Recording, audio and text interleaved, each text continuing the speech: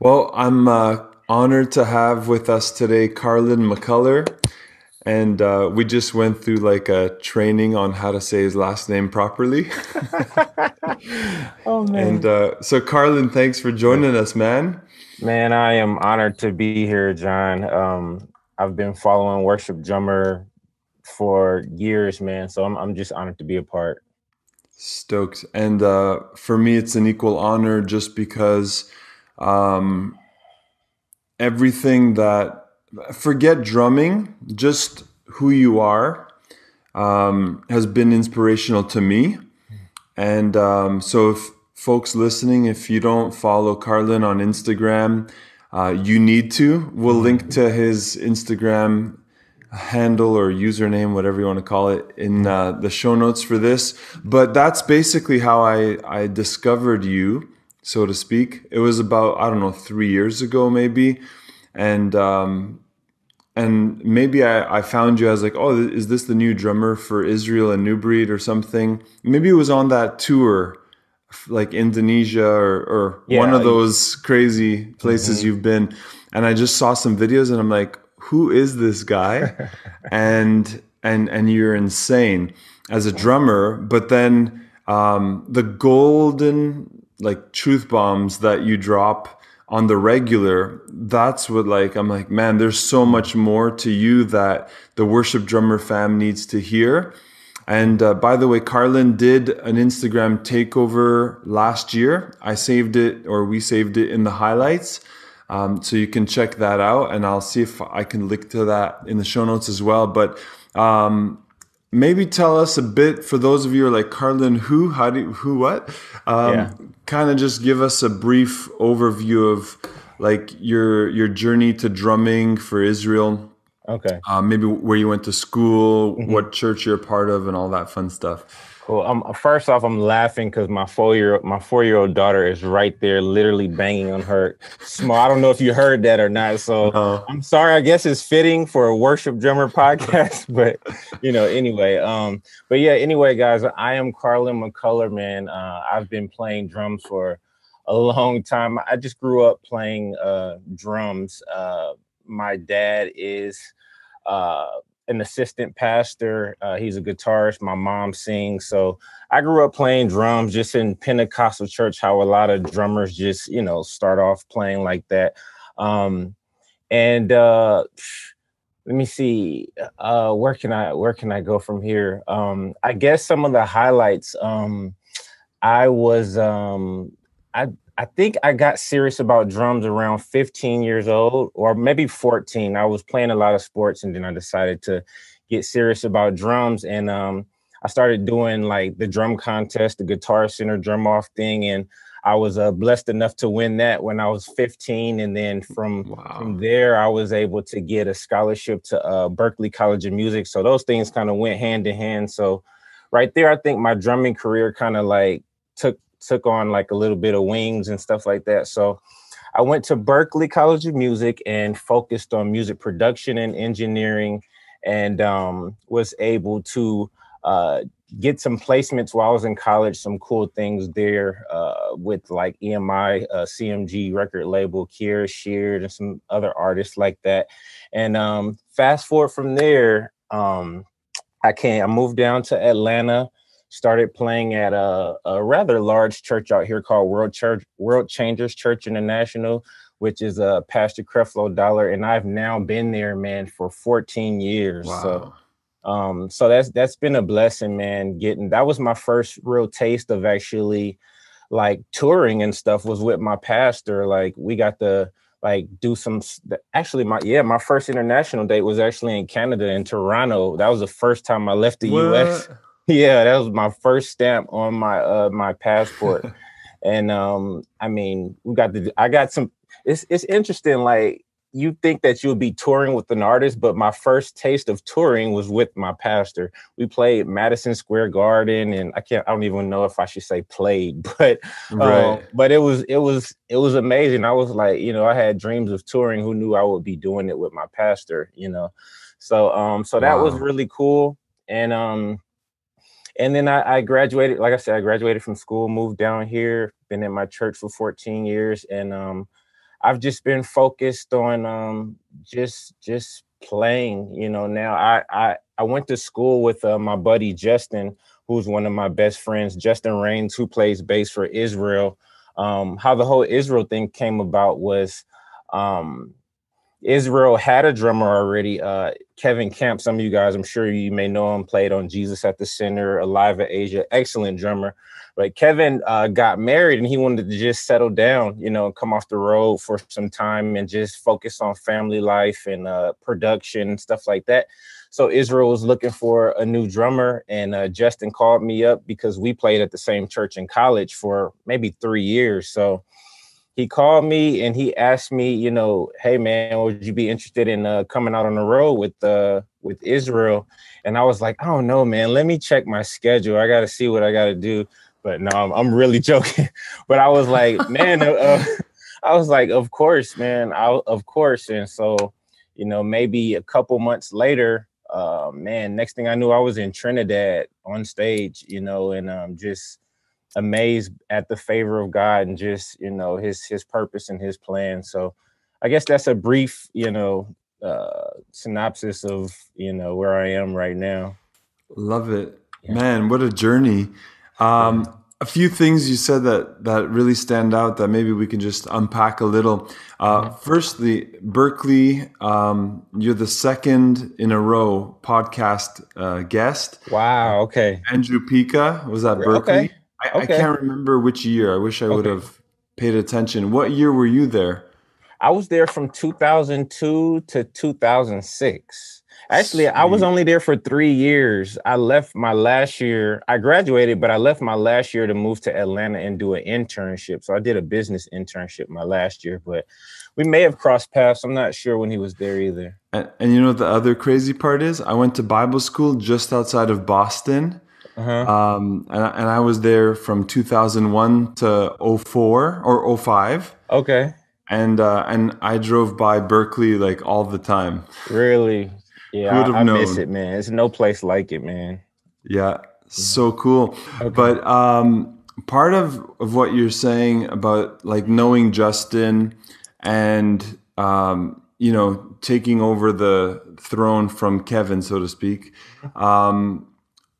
like what do you feel prepared you for that level? Because like Kevin Camp can rip and shred. Mike Clements, like you talked about, I think on a post or on a video recently about just like that long lineage of amazing Marvin McQuitty way back. Yes. Who I got to see play with Israel in 04 in Perth Amboy, New Jersey, Bishop Hilliard's church. Yeah. Blew my mind. Yeah. And like, what do you feel? Is it like Moses, God picked you for such a time, you know? Or is it like a series of doing things right, putting in the time, the repetition to get the call, like you said? Man, dude, like I swear, man, I could almost feel tears coming to my eyes like right now because of like first off, I would completely say it's just the favor of God. Like just to hear you say those names, like the guys that I grew up watching, you know, and for me to be in this place, like I'm still in awe of it. And I actually asked God to help me keep that newness, that feeling, so that I don't ever get cocky or arrogant or just feel like, yeah, this is my seat. Like this is me now or whatever, you know. I'm just like honored, man. I swear, like even with the new album sitting across from Israel, I'm like my dad asked me when I was in high school, he said, if you could play for any artist, who would you play for?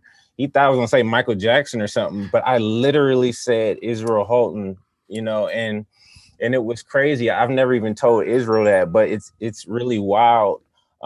Because I know not a lot of people get to play their dream gig. You know, you can ask how many people, like, if you could play for anybody, who would you play for? And then you actually end up playing for that person.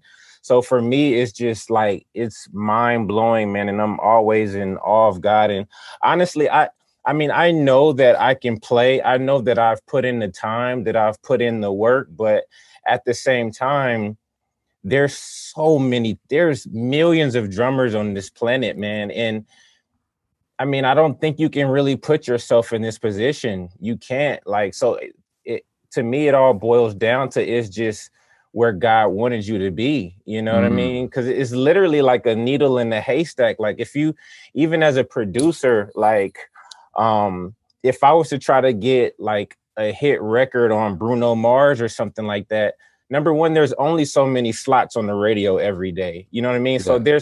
there's only so many big gigs. There's only a Hillsong, a Elevation, a Transformation, a Bethel, a Israel. You know what I mean? It seems like there's only so many slots or whatever. You know what I mean? But so I would have to say that it's God. You know what I mean? But the thing that I would say is that you have to treat every level like it's a huge level. You know what I mean? And I was just telling this story on my live the other day. There's a CEO, I don't know if it's FedEx or American Express. There was a lady, she was an assistant to the CEO of the company. And when they got ready to, when the CEO was retiring, they were looking for a new CEO of the company. And the CEO said, well, he recommended his assistant. Turns out his assistant was the only one that could really run the company like him. You know what I mean?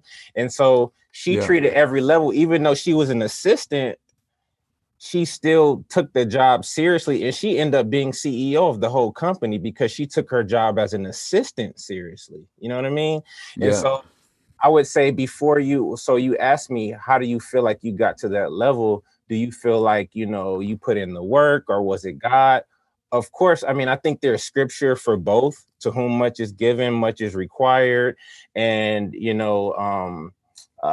commit your ways into the Lord, and, acknowledge the Lord in all your ways, and he shall direct your paths. There's so many different ways we could go with that. You know what I mean?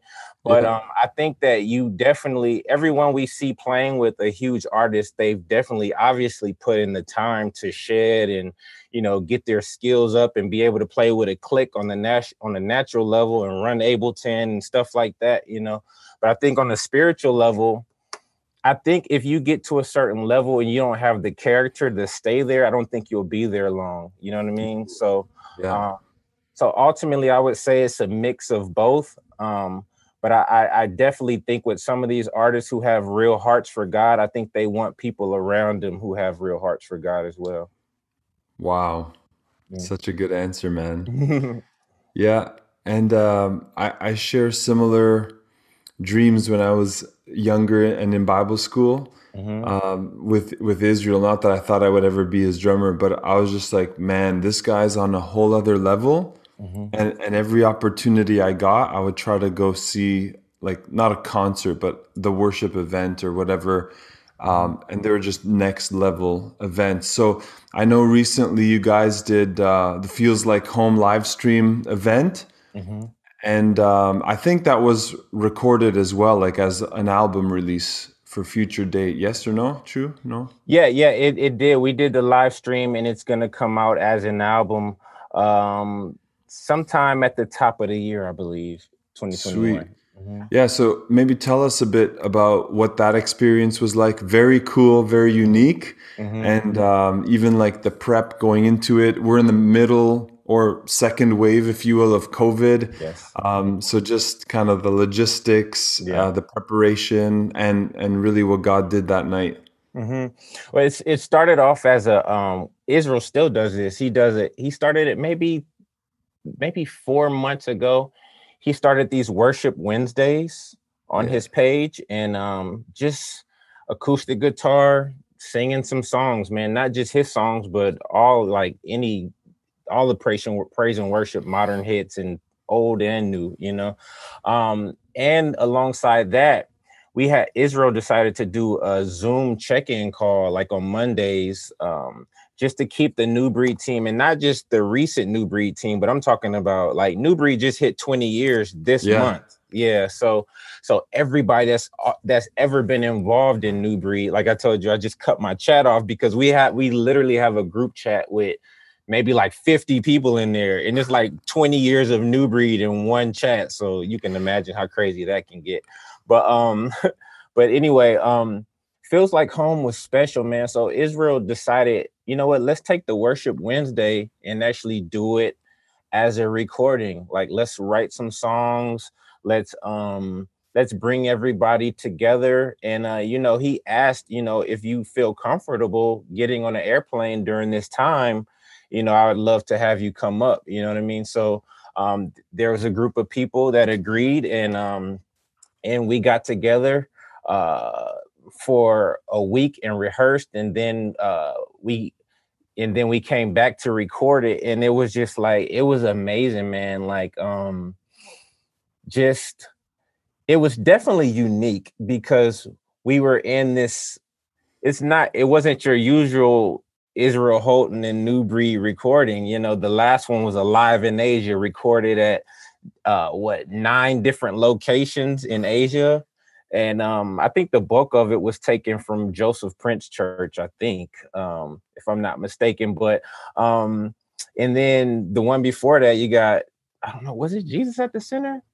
It might have been I think Jesus at the so. Center. So that was Lakewood, so big lights, big venues, and now is the first of its kind to come down and just be, we were in a, I don't know how big the room was, but you've seen clips online, it was very intimate, and definitely a challenge for me as a drummer too, trying to control my dynamics. I played with like some Vic Firth SD4 combo maple sticks so that they could be real light, so I could dig in, but not dig in with the weight and the volume of the sticks, But anyway, that was an amazing experience, man. And it actually changed my life, man.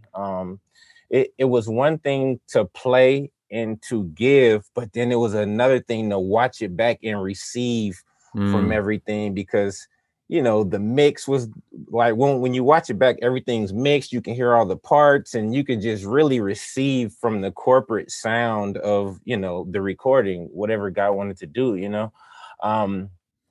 But that experience was it was great. When we landed, everybody went and got tested for COVID and make sure that we got rapid tests, and thank God 30 people, nobody was positive. You know what I mean? Amen. So it was God. Everybody was able to be comfortable around another. And so we literally quarantined amongst another, and we were in basically like a baby mansion in New York. I think the city was called Ossining, New York.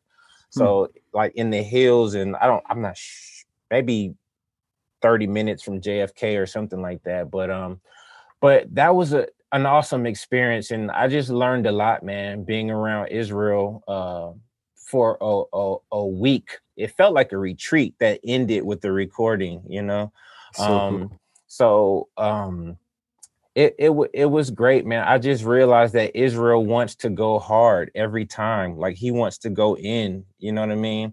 And then, not just to mention how talented he is for jumping from playing piano to playing guitar and writing songs on the spot. Like, we had songs that we were supposed to, that's like a set list, you know what I mean? But then when we got there, just the songs start coming out of the spiritual songs, I guess we could call them, you know what I mean? So he's writing on the spot. We learned like 4 new songs, like when we got there, and a lot of it was just flow, man. He wanted it to be really free. He wanted to be really polished. There were no overdubs, anything like that. Everything that you hear on the actual album was actually recorded right there in that room. Wow.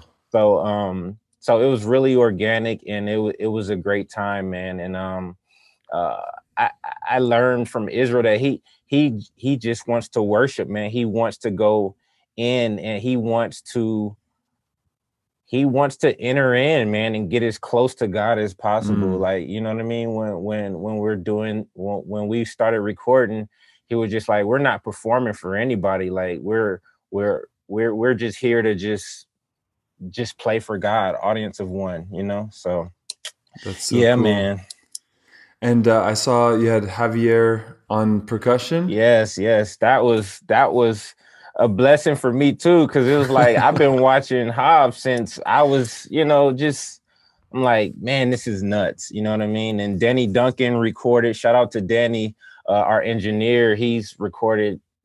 He's got like 8 Grammys. He's recorded all Israel stuff. So it was just honor, man. Just working with guys that, because this was my first album with Israel. So it's just an honor, man, definitely. Very cool. And just one note, did Mhm. it take you a bit to get used to playing with a full-on percussionist? Like, what was your mindset heading into that? Like, is it you play 50% less or just simplified so that you create some space for each other? Yeah, well, I'm not a busy drummer as it is. I'm really not. Like when I play live, I am definitely a pocketed parts type of guy. On Instagram, I like to have fun and play some chops and do wild and crazy stuff like that. But in a more professional environment, like I'm parts all day. I'm pretty much pocket. Like if a music director hires me to play, he usually has to ask me to like, hey man, open up a little bit, because otherwise I'm just, I'm here with it. You would never even know that I could play a field, probably. You know what I mean? So, but yeah, that was a pleasure. And Hav is a professional, man. So he just he play it the whole not just Hav, but everybody, man. Everybody in the band, Justin, Chad, I don't know if you know Chad Carruthers. He was with Yeah. Chad Yeah, I used to see him play bass at the Belonging in Nashville in the with Kari, earlier right? days. Yeah.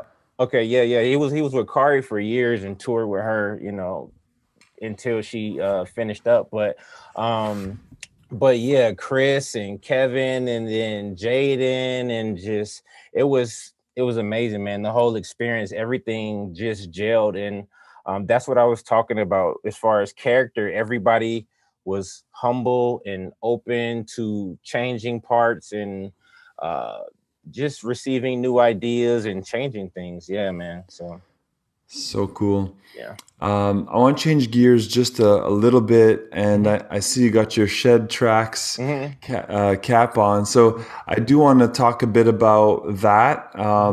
Tell us what Shedtracks is, Hmm. and yeah, I won't say anything else. Let you Oh, talk about it. man, Shedtracks was an idea, man, that God gave me. Just like I said, I went to Berkeley and I was a music producer.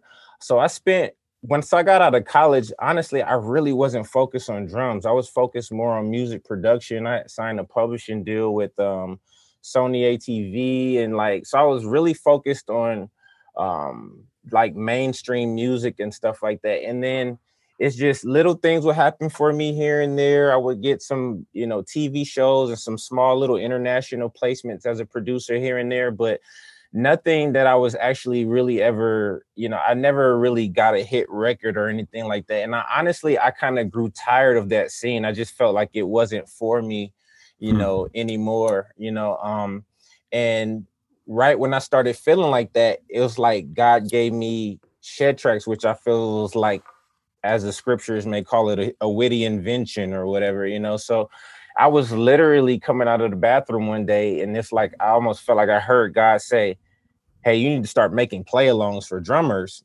because I'm a drummer and I'm a producer. So I know like what drummers would like to play to, because I've always been playing to these loops and stuff live all the time. So, God gave me the idea and I didn't even know what to call it. So I just sat down and I was like, Shed Pack, Shed something, Shed whatever, Shedtracks. And I went on GoDaddy and it was available. But Shedtracks is basically, I just realized I never even explained what it was. But Shedtracks it's a platform which we provide drumless tracks for drummers, like play alongs for drummers to play to, because where we are, and I didn't even know quarantine was on its way. It just worked Mm. out like that.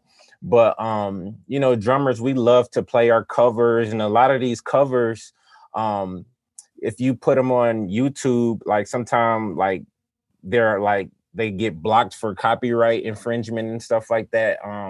And same thing with Instagram, like you never know if your video is actually going to clear or not. Sometimes you may set your mics up, tune your drums or whatever. You post the video and then they won't clear it, you know what I mean, or Yeah. whatever. So, Shedtracks, we make original drumless tracks for drummers, basically. So, the website is shedtracks.com. And we have a whole free section there where you can grab free stuff to just sample and just and post some stuff online. And it's been growing rapidly, man. It's crazy. I think we're about 36,000 followers, like, or something like that. And this is in about a year's time, maybe a little bit over a year. So, you know, God gave it wings, man, and I'm just really grateful. That's so cool. So is this what you would do? Like let's talk like 9 to 5 type stuff. Like, Yeah. is this your 9 to 5, and then drumming for Israel and all of that is like that the cherry Whew. on top? Oh my God, man. Between playing at a mega church that True. has a mega church that, I mean, not that I play at all the locations, but we're rather, the mega church thing is a full-time job by itself. You're talking about 50,000 members, 30 something locations worldwide, like TV broadcasts every day, whatever. Wow. And then not to mention, first off, being a husband Yes. and a father of 2 daughters, you know. And then so yeah, between Shedtracks, husband, father, church, and I'm for Israel. Yeah. Yeah, Wow. that's enough, man. I'm listening every day, you know, for just how to maneuver and how to keep the balance with everything, you know. So yeah, man. Yeah. But it's definitely, Shedtracks is definitely like the mark I want to leave like on the world. And I'm not the only producer involved. We have other producers involved. Chad actually has a track on there too from Kari. So Nice. not from Kari, but Chad, who played for Kari, has a track on there. So but yeah, it's all original content and like all original tracks. So you never have to worry about, you know, your stuff being taken down. So And that's so cool. We'll link to that in the show notes as well, so that we can easily find Shedtracks online. And let's talk a bit about your motivation, because, like you just said, you're very busy, and you know sometimes I tend to like just focus in one area and excel really well, and then the others kind of lack and suffer a little bit. mhm. How do you find just the motivation to keep all of, it's like, spinning plates on the sticks, that Yeah. illustration? I feel like some days it's like that. So how do you manage all of these things? How do you find motivation Yeah. every single day? And let's add productivity. How do you stay productive and not just kind of, Hmm. dabble in all of the areas, but not progress in any of them? Yeah. It's not easy.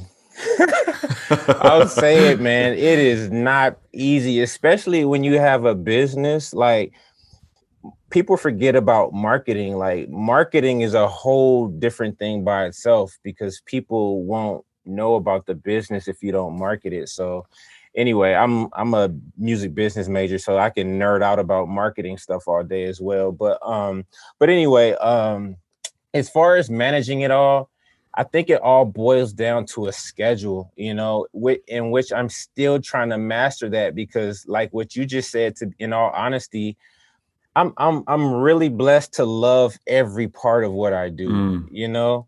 Like I said, I don't know if I said it, but I was a double major at Berklee College of Music with music production and music business. So I love the business side of things, but I also love the production side of things. And not to mention, I am a drummer. So you got right. business, production, and drumming. But God gave me the idea for Shedtracks to actually merge all of those into one. So that's like my child. But as far as motivation, you know, I really been getting this revelation lately, man, that musicians are superheroes, you know.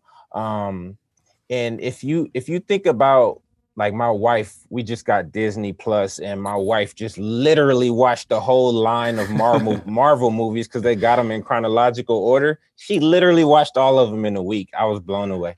But anyway, if you think about being a superhero or the Avengers, they all have a responsibility. You know what I mean? And as Yeah. musicians, we have gifts, which this is twofold. It's almost a two-edged sword. So as a musician, or anybody, we all have gifts, right?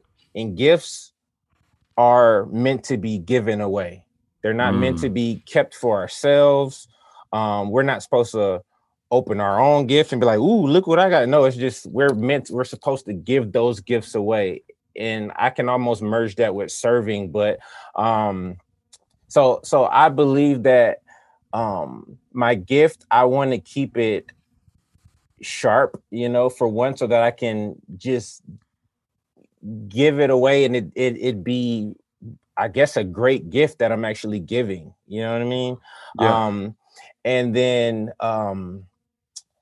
as far as the superhero part, I believe that, okay, so even if you play in the church or not, as a musician, you have the power. In church, we call it the anointing, and it removes burdens and removes yokes and destroys burdens and stuff like that, right? So someone can come into church with this heaviness on them, and we can get on our instruments and worship, and we can hold down a sus chord on the piano, and the Spirit of God just decides to fill the room, and we can all go into this spontaneous worship mode.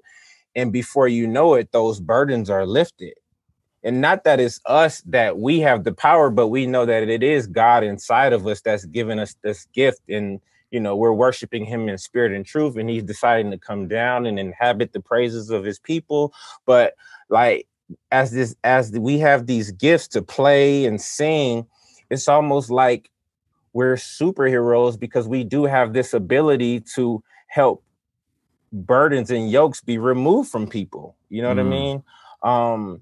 Even not to get deep, but, you know, if you believe in like evil or demon possession or something like that, we have the power to lift that heaviness off of people. Yeah. Even if you're not in the church, if you're in the club, if you're playing at a little coffee shop or a lounge or wherever, if someone comes in from a hard day at work, you know, and they want to come hang out at the coffee house or the club or wherever they are, that you have the power to make someone, you know, pat their foot on the floor or do a little two-step or whatever. And then before you know it, the cares of life are gone because you have this musical power. You know what I mean? And so that's my motivation. My motivation is just like, I don't know, just knowing that I have this God-given gift, man. And and I believe as musicians, we have a responsibility to, it sounds crazy, but help save the world. You know what I mean? Like, as far from a Christian standpoint, we are literally partnering with God to save the world. Just like the Avengers or the X-Men, they partner with Professor, and Avengers partner with, you know, they're hired, they got their assignments, and they got to keep the evil off the earth. We are the protectors of the galaxy. Like, it's weird, man. That's kind of how I think about it, man. And I don't know. Like, and if you would allow me to say it, it was crazy that week with Israel. It impacted me so heavy, man. Like, when I came home, I had to play at church the next day after the recording. And when I played praise and worship, I did not want to come down from the experience of the night that I had just had before. Right. So we actually did 3 pre-recording streams at my church. And so the third one, I didn't even know we had to do. Church was over. It was like, oh yeah, we got one more pre-record to do. I was like, oh my God. But I was still so high from the night before. I was like, no, I gotta go in, because like, if I tell you from that superhero standpoint or whatever, it was like, it's almost like the scripture in Matthew, I think it is, where Jesus, the parable of the lost sheep, Jesus said, if 99 of us are in the house, but one is out there and lost, will we not go out and get the one? That's almost like some superhero stuff, right? Yeah. I got to go out and get the one, because there's still one that's lost out there. So Iron Man puts on his suit and flies back out to go save the girl or whatever, right? And then Jesus said, when we bring that one back, it's party time. And he actually said, you put the sheep on your shoulders and come back. And then when we come back, we rejoicing. And then it also says that in heaven, they rejoice over the one that was lost more so than the other 99 that never fell astray. You know what I mean? So if I rewind, I'm just saying that third pre-record stream, I was like, no, we got one more stream. We got to go out and get one more, because if there's one that's watching this stream that's not saved, we got to go out and get them. So I gotta put on my Iron Man suit and let's go get that person in Jesus' name. You know what I mean? So I don't know. It might sound weird, but that's just, I don't know. I think that's so cool, man. It's stuff like that that literally will motivate me and get on those drums and dig in, and praise and worship hit. It's like, it's time to go. You know what I mean? Like, let's do it. Yeah. No, that's amazing, man. I never Thank you. heard the analogy of that to the superheroes, but I see it and I agree with it Yeah. wholeheartedly. I heard it said once this way: if the word of God is a sword, worship is how we swing it. Oh, And that's good. and for me, like, worship is warfare. Like, Yeah. we're going out to battle, we're going to save and to win the lost and to call down God's presence. And so yeah, no, He that said, resonates. you're right though. I mean, it's, what is that? Is that in Second Chronicles, that battle where God King sent the, Jehoshaphat. yeah, Yeah, he sent the Levites first. We go first in the battle. yeah, You know what I mean? And then everybody else is just batting cleanup. That shows that we have superpowers, yeah. because God is sending us first. Come on. I'm excited, man. One more reference for where we're at. Okay. Judges chapter 1 Mhm. is, they ask of the Lord, like, whom should we send first into battle? And he said, send Judah. And Judah Woo. means praise. So just Yes. setting the precedence for, we worship as our warfare. That's so good, man. That's So so yes, good. sir. Do you have any daily habits that we should know of that are helpful, that maybe we should learn from? Do I have any daily habits? I think on the natural level, as drummers, as musicians, we put a lot of pressure on ourselves. As far as like practicing and stuff like that, I literally just wrote it in my stories. I said that I feel kind of weird if I feel like I did not get better today in some type of way, whether it's the way I treat my wife, the way I treat my daughter, the way, I mean, or like practicing rudiments for 15 minutes. It's just, in some area, I feel like I have to get like 0.01% better. Yeah. You know, right now I'm trying to be more diligent with practicing piano, you know, because I feel like that'll help take my production to the next level. But I just feel in any area I have to get better a little bit, like every day. So it's just like picking one thing every day, not to stay stagnant at, you know what I mean? So even if it's doing 20 push-ups or something, you know what I mean? It's just like, so my habit is just every day I try to find something to just push forward. Yeah. That's good. Good advice. Yeah. My dentist told me this is like, you don't brush your teeth, right? Mm-hmm. The first day you might not realize it, but by day 10, 20, 30, you're going to feel the effects of it. Yeah. But it's just 2 minutes a day. Yeah. That'll take you a long way. So Yes. Yeah. yeah, I like that idea of just growing even 0.1% more. Yeah. Such a cool thing. Question that I wanted to ask you, since you're on the production side of stuff as well: Logic, Pro Tools, or Ableton, or a mix of all three? I am a Logic. I produce in Logic, but then I take all my tracks out of Logic and I throw them into Pro Tools. But to be honest, I own Ableton, but I never use it. Yeah, I own it for like just emergency purposes. And our MD at the time, Chris Baker, he was like, hey man, we were going to Ghana. And he was like, hey man, can you run that? Because Israel runs all his stems off of Ableton. He's like, man, can you run the Ableton session? I'm like, no, man, no way.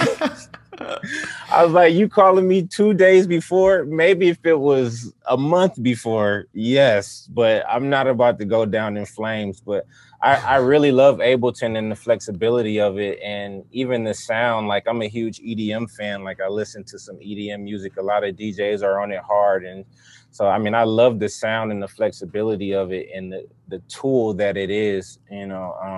But I'm more of a Pro Tools and Logic guy, because that's what I learned on in school. Is definitely Pro Tools. But Yeah. Sweet. I thought we could get through the episode without asking the question, but I'm gonna go ahead and ask it about drum gear. Because what's a worship drummer episode without a rundown right. of what you're using? So just give us. I know you mentioned Vic Firth sticks before, but maybe if I know Sabian cymbals, but maybe if you know any specifics, that would be helpful for whoever needs to know. Yeah. I am endorsed with Sabian cymbals. So they've taken pretty good care of me. I've only been with them for like a year. And then that is really technically my only endorsement, man. I'm sure that I could have applied for some more endorsements so far, but to be honest, I just hadn't been focused on them. I don't know why. I have some other like older mentors too that was like, just focus on building your brand, and then when you do want to decide to go out for some endorsements, like, let's be honest, endorsements are all about followers nowadays, really. And there was like, the more followers you have, the more leverage you can have when you get that endorsement deal. So I wanted Sabian right away because that's what I just grew up playing. And next will probably be Remo and probably Vic Firth. And I play DW drums. The DW kit that I have is actually the one that I won in the Guitar Center drum off that I mentioned earlier. So I'm set with a pretty good kit, man.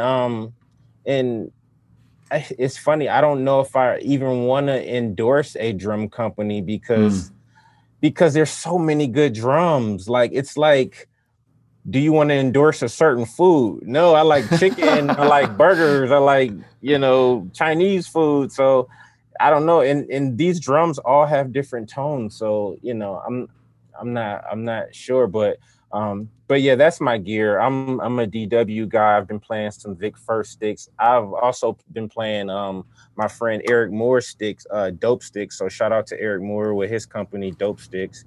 And so yeah, I'm DW, Sabian, Remo, and what am I leaving out? Vic Firth, yeah, for the most part. Yeah. Nice, sweet. And what's your favorite cymbal from Sabian that you have? Oh man, dude, I've been rocking with this 22-inch complex thin crash, man. That was my first 22-inch crash, so I moved up into the real CCM ranks with that one, Oh man, so but yeah, Sabian came out with this complex line, and so I bought the 20-inch complex thin crash and the 22-inch complex thin crash, and it's thin, it's lightweight, it swings, and the bell is solid. It's a nice woody bell, so I can still play with the bell and like get stick definition. So that's my favorite crash right now. Very sweet. Yeah. I had a question and it just slipped my mind, but it's all good. We have about, I don't know, 10 minutes left. And I did want to ask you about just maybe one thing, maybe there are two, that God has been speaking to you lately in this season of COVID, or just, really personally. I know you mentioned a few things, but just is there like a theme or something that God's just been drilling home that maybe other people need to hear as well? Yeah, I think it's been about adding value to people, and to your community and the people around you. I've honestly only been on social media probably for about 2 years, like heavily like posting drum stuff. And I knew I wanted to be different and actually helping people. And I will say that if I could say that I had a secret weapon to my career, it would be helping others. Because that like even with, okay, so I don't know if you may have heard me tell this story before, but like right now I play at a huge church, right? And and I'm not saying this to brag, it may be one of the biggest churches in the world, but I'm going to tell you how I got there, because it had nothing to do with me. I got there because I helped someone else, you know? And so I'm going to say this just to highlight the blessing of God that can come upon you if you choose to serve other people. And so I was in college, I was at Berkeley, and there was a guy who came around the school. He didn't even go to the school. He used to just and I'm not even, he almost looked like he was homeless, you know, but he would come around the drum room and he just enjoyed music. And he would ask some of the drummers, you know, hey man, you mind if I come in your room and just watch you play or whatever? And he would ask people for lessons sometime, and nobody wanted to give him the time. So I saw him one day and I noticed his consistency, and him being persistent and just coming in the drum room 3 times a week. He just enjoyed music. So I said, hey man, I'll show you a few things. You can watch me play. And so I ended up giving him a few lessons. Then I got ready to leave Berkeley, and he asked me what was I doing after I left Boston. And I told him I was moving down to Atlanta. And he said, man, I have a friend in Atlanta that you should meet. And, you know, if you're in the music industry, everybody knows somebody everywhere. And you're like, oh, okay, you know, and I didn't think too much of it.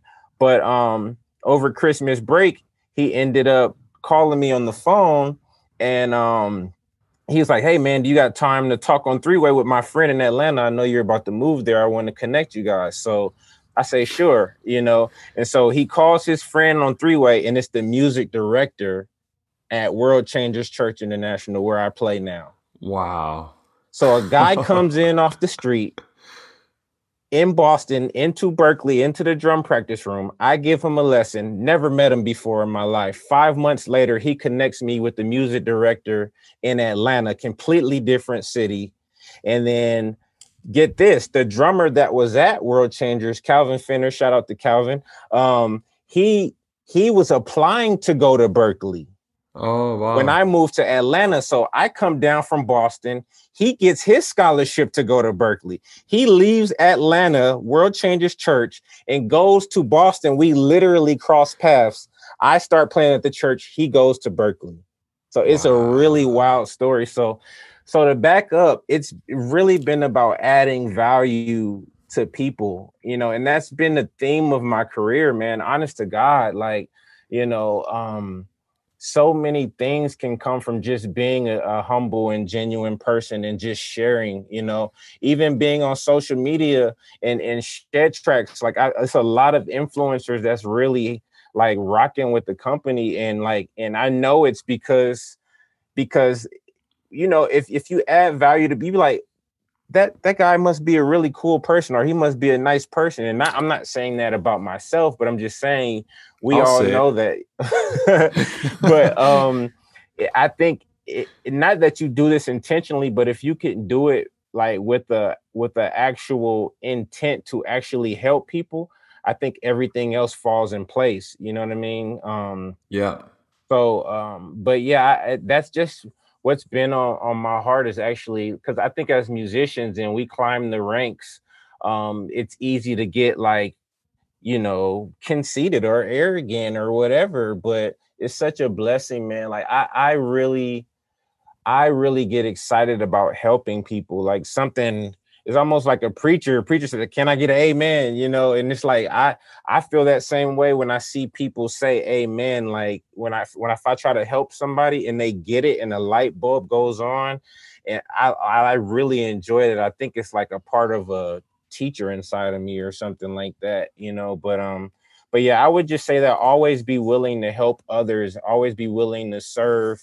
And because even Jesus said that the greatest among us is a servant, you know what I mean? And that's the truth. That's red letters. That's in the Bible. And if he said it, then that's a universal law that's actually embedded in the earth. You know what I mean? And so I've always tried to live by that. And I'm just blown away. Like I could say, if there's any secret sauce or secret to my career as a drummer, it's been that I've always tried to, you know, add value and remain humble. And just, you know, none of this came from me playing a bunch of chops or trying to show off or play the perfect feel, or, you know, or build in the right place or make sure my single strokes are perfect. I think it came from more like, you know, spiritual things and things that are more so eternal. You know what I mean? So yeah, man, I think that's it. Beautiful. If people want to follow you on social media, I know I said right at the onset that we would link to it, but what is your handle on Instagram and anywhere else that we can follow you? Yeah, so I am at Carlin Muccular. That's CarlinMuccular. That's my Instagram, and then I'm on YouTube too. It's gonna be, if you just type in my name, Carlin Muccular, you'll see the gold CM logo. So yeah, I'm on Instagram and YouTube. I'm not really active on Twitter anymore, but yeah, that's mainly it. Sweet. And then for Shedtracks, there's an Oh yeah. Instagram page for that at Yep. Shedtracks. Yeah. So it's at Shedtracks _ because there is another guy that has the ad Shedtracks and he doesn't even use the page. It's got like 4 followers, and I think those are people that's actually looking for the real page. But yeah, just at Shedtracks _ Guys, so there you have it. That was the conversation with Carlin Muccular. And like we said, we have show notes available for you on our website, worshipdrummer.com/032. And you could find all of his Instagram links there. We'll also post the video from his drum off finals. And just so grateful for each and every one of you. You know, remember, we have a big announcement coming up on our next podcast episode in a couple of weeks, and I just encourage you to stay tuned as well. Keep hanging in there. I know that this has been a long season for many of us, but I want to assure you that seasons do come to an end and a new season will dawn. And so I just want to, for whoever needs that light at the end of the tunnel, every season has an end, so a new season will begin. And we're going to end on that note. So this is John Manna for the Worship Drummer Podcast. And always remember to keep the heart before beat.